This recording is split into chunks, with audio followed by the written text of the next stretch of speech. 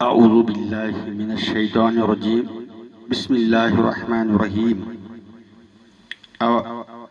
أوليس الذي خلق السماوات والأرض بقادر على أن يخلق مثلهم بلى وهو الخلاق العليم إنما أمره إذا أراد شيئا أن يقول له كن فيكون فسبحان الذي بيده ملكوت كل شيء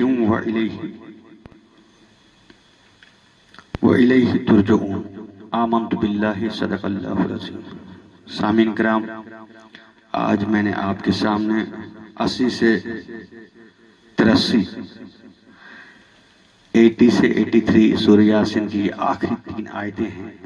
یہاں پر اللہ تبارک و تعالیٰ اب ان پورے جو مشرکین مکہ کا سوال تھا ان کا جواب اس میں آ رہا ہے۔ آج کی تھوڑی ویڈیو لمبی ہوگی لیکن یہ آخری آیتیں 3 ہیں۔ اگر آپ اب تک نئے ہیں ہمارے یوٹیوب چینل دعوت ٹی وی پر تو نیچے لال بٹن ہوگا، سبسکرائب کیجئے اور بیل آئیکن کو کلک کیجئے تاکہ آنے والی ہر نئی ویڈیو بآسانی آپ تک پہنچ سکے۔ آیت ترجمہ سنتے ہیں پہلے، پھر تھوڑی سی تفسیر میں ابن کثیر سے لیتا ہوں۔ جس نے آسمان و زمین کو پیدا کیا ہے وہ ان جیسوں کو پیدا کرنے پر قادر نہیں۔ یا اللہ تعالیٰ فرماتے ہیں بے شک قادر ہے، اور وہی تو پیدا کرنے والا دانا بینا ہے۔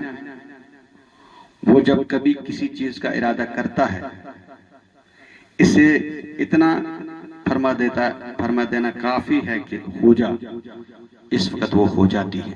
بس پاک ہے وہ اللہ تعالیٰ جس کے ہاتھ میں ہر چیز کی بادشاہت ہے اور جس کی طرف سب لوٹائے جائیں گے، یعنی سب کو اسی کی طرف لوٹنا ہے۔ اسی کی ذات پاک ہے، باقی کسی کوئی ذات دنیا میں پاک نہیں ہے۔ تو آپ دیکھ لیجئے، میں ابن کثیر کیونکہ اس میں موضوع بنے ہوتے ہیں، باقی تفسیریں مختلف ہوتی لیکن اس میں موضوع بنے ہوتے ہیں۔ تفسیریں ہم باقی بھی پڑھتے ہیں، بخاری مسلم وغیرہ اور باقی تفسیریں، تو اس میں موضوع بنے ہوتے ہیں۔ اللہ تعالیٰ اپنی زبردست قدرت بیان فرما رہا ہے کہ اس نے آسمان کو اور ان کی سب چیزوں کو پیدا کیا، زمین کو اور اس کے اندر کی سب چیزوں کو بھی اسی نے بنایا۔ پھر اتنی بڑی قدرتوں والا آسمانوں جیسی چھوٹی مخلوق کو پیدا کرنے سے عاجز آ جائے، یہ تو عقل کے بھی خلاف ہے۔ جیسا فرمایا لَخَلَقَ السَّمَاوَاتِ وَالْأَرْضِ اکثر من خلق الناس، یعنی آسمان و زمین کی پیدائش انسانی پیدائش سے بہت بڑی اور اہم ہے۔ یہاں بھی فرماتا ہے کہ وہ اللہ تعالیٰ جس نے آسمان و زمین کو پیدا کر دیا، وہ کیا انسان جیسی کمزور مخلوق کو پیدا کرنے سے عاجز آ جائے گا؟ اور جب وہ قادر ہے تو یقیناً انہیں مار ڈالنے کے بعد پھر وہ انہیں اٹھائے گا۔ جس نے ابتداءً پیدا کیا، اس پر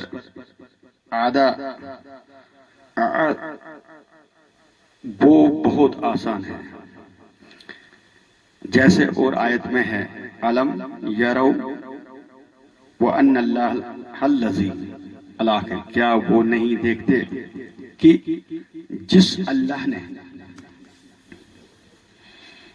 تعالیٰ نے زمین و آسمان کو بنا دیا اور ان کی پیدائش سے عاجز نہ آیا نہ تھکا، تو کیا وہ مردوں کو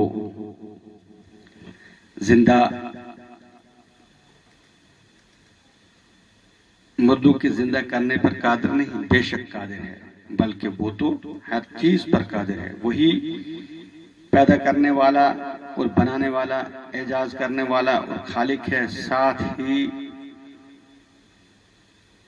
دانا بینا اور رتی سے واقف ہے۔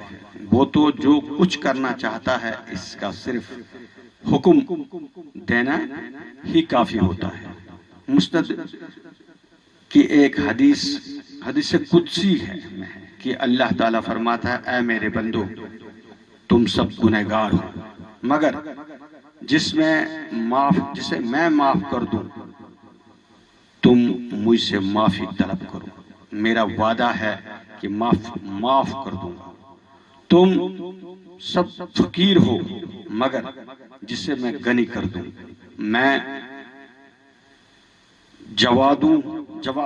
جوادہ ہوں، میں ماجد ہوں، میں واحد ہوں، میں جو چاہتا ہوں کرتا ہوں، میرا انعام بھی ایک کلام ہے اور میرا عذاب بھی کلام ہے، میں جس چیز کو کرنا چاہتا ہوں کہہ دیتا ہوں کہ ہو جا اور وہ ہو جاتی ہے، ہر برائی سے اسی حی القیوم کی ذات پاک ہے جو زمین و آسمان کا بادشاہ ہے، جس کے ہاتھ میں آسمان اور زمینوں کی کنجیاں ہیں، وہ سب کا خالق ہے، وہی اصل حاکم ہے، اس کی طرف قیامت کے دن سب لوٹائے جائیں گے اور وہی عادل وعنم اللہ تعالی انہیں سزا و جزا دے گا۔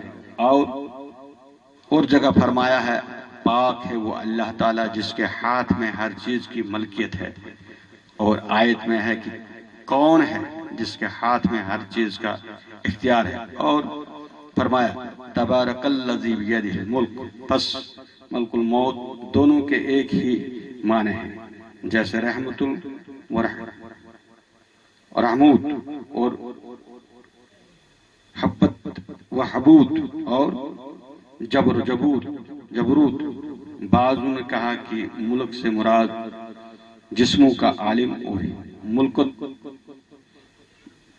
ملکوت سے مراد ہوا کا عالم ہے، لیکن صحیح بات پہلی ہی ہے اور یہی قول جمہوری مفسرین کا ہے۔ حضرت حذیفہ رضی اللہ تعالی عنہ بیان فرماتے ہیں کہ ایک رات میں تہجد کی نماز میں اللہ تعالیٰ کے رسول صلی اللہ علیہ وسلم کے اقتدار میں کھڑا ہو گیا، آپ صلی اللہ علیہ وسلم نے 7 لمبی صورتیں یعنی پوری 10 پارے 7 رکعتوں میں پڑھی، سمیع اللہ لمن حمدہ کہہ کر رکوع سے سر اٹھا کر آپ صلی اللہ علیہ وسلم یہ پڑھتے الحمدللہ ذی الملک والجبروت والکبریاء والعظم۔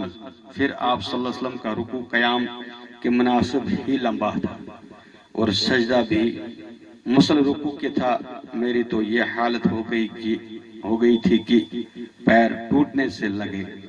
ابو داؤد وغیرہ انہی حضرت حذیفہ رضی اللہ تعالیٰ عنہ سے روایت ہے کہ نبی کریم صلی اللہ علیہ وسلم کو آپ صلی اللہ علیہ وسلم نے رات کی نماز پڑھتے ہوئے دیکھا، آپ صلی اللہ علیہ وسلم نے یہ دعا پڑھ کر پھر قرات شروع کی، اللہ اکبر ذی الملکوت والجبروت والکبریاء والعظم۔ پھر پوری سورہ بقرہ پڑھ کر رکوع کیا اور رکوع میں بھی قریب اتنی ہی دیر ٹھہرے رہے اور سبحان رب العظیم پڑھتے رہے، پھر اپنا سر رکوع سے اٹھایا اور تقریباً اتنی ہی دیر کھڑے رہے اور ربی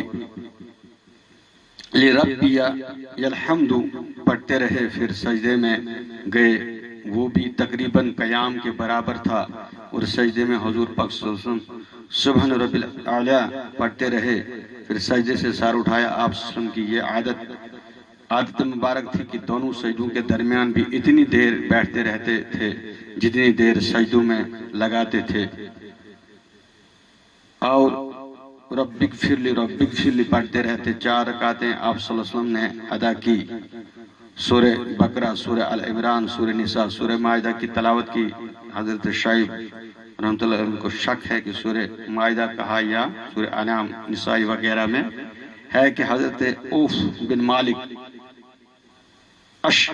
جلی رضی اللہ تعالیٰ عنہ کی روایت ہے کہ ایک رات میں حضور پاک صلی اللہ علیہ وسلم کے ساتھ تہجد کی نماز پڑھی، آپ صلی اللہ علیہ وسلم نے سورہ بقرہ تلاوت فرمائی، ہر اس آیت پر جس میں رحمت کا ذکر ہوتا آپ صلی اللہ علیہ وسلم ٹھہرتے اور اللہ تعالیٰ سے رحمت طلب کرتے، اور ہر اس آیت پر جس میں عذاب کا ذکر ہو تو آپ صلی اللہ علیہ وسلم ٹھہرتے اور اللہ تعالیٰ سے پناہ طلب کرتے. پھر آپ صلی اللہ علیہ وسلم نے رکوع کیا، وہ بھی قیام سے کچھ کم نہ تھا، اور رکوع میں یہ فرماتے سبحان ربی سبحان ذل جبرتی والملکوت والکبریاء والعظمتی. پھر آپ صلی اللہ علیہ وسلم نے سجدے سے سجدہ کیا، وہ بھی قیام کے قریب قریب تھا، اور سجدے میں بھی یہی پڑھتے رہے. پھر دوسری رکعت میں سورہ آل عمران پڑھی، پھر اسی طرح ایک سورہ ایک رکعت میں پڑھی. سورہ یاسین کی تفسیر یہاں پر ختم ہوتی ہے. یہ تھی سورہ یاسین، اور یہ تھی آخری کچھ چند آیتیں میں نے پڑھی جن کی تفسیر بہت لمبی تھی، کیونکہ یہ آخری آیتیں 3 تھی. آج سورہ یاسین مکمل ہو گئی.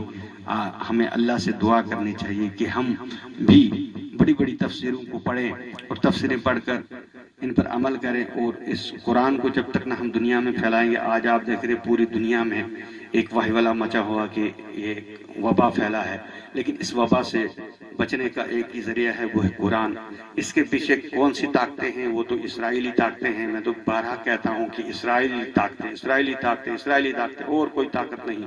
لیکن کرنے والی ذات اللہ کی ہے. جب مسلمان اپنے لائن پہ آ جائے گا تو انشاءاللہ اسرائیلی بھی، ان کو تو مرنا ہی حضرت عیسیٰ علیہ السلام کے ہاتھ میں. باقی دنیا کو فنا ہونا ہے، ہم نے بھی مرنا ہے، سب نے مرنا ہے، لیکن کامیاب وہی ہے جو ایمان پر، جس کا خاتمہ ایمان پر ہو، جو اللہ کے یہاں سرخرو ہو. یہ زندگی کچھ نہیں ہے. زندگی تو وہ ہے ابدا والی زندگی.